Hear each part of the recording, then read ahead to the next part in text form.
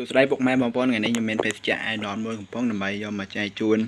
ធ្វើជាវីដេអូដើម្បីធ្វើជារង្វាន់តើវាត្រូវរង្វាន់អត់ព្រោះភេសជ្ជៈនេះត្រូវតែចេញមុនដែរតែព្រោះគេល្បីថាត្រូវរង្វាន់ច្រើនណាស់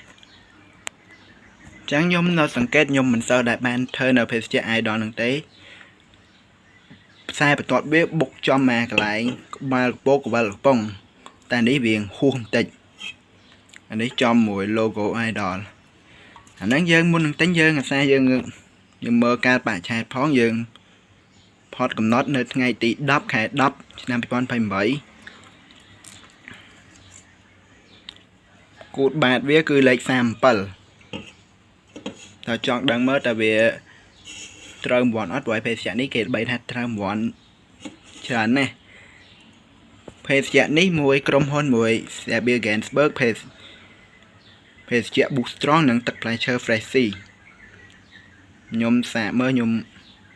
គោះមើលតើវាត្រូវអត់ចាំមើល lesson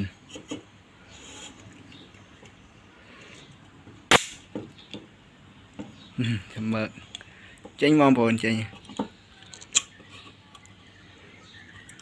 អូខេត្រូវប៉ិតបងប្អូនបានមួយកំប៉ុងពុកម៉ែបងប្អូននឹងរើសតាមខ្ញុំនឹងត្រូវប៉ិត 100% ចឹងយើងមុននឹងទិញយើងអាសាយើងរើសគូតបាតវាផងនឹងប្រកាសជាត្រូវដូចខ្ញុំចេះវាអាចនឹងត្រូវហើយវីដេអូនេះមានតែប៉ុណ្្នឹងទេបើថ្ងៃក្រោ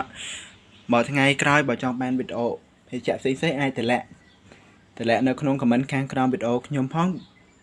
ចឹងខ្ញុំសូមផ្ដាំពុកម៉ែបងប្អូនឲ្យនៅបើនៅតាមផ្ទះយើងកុំសូវញ៉ាំ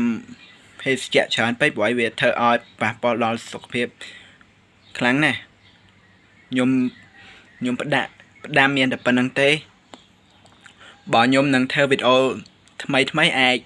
ចុច Subscribe ម្នាក់មួយផងវីដេអូនេះមានតែប៉ុណ្្នឹងទេបាយបងប្អូន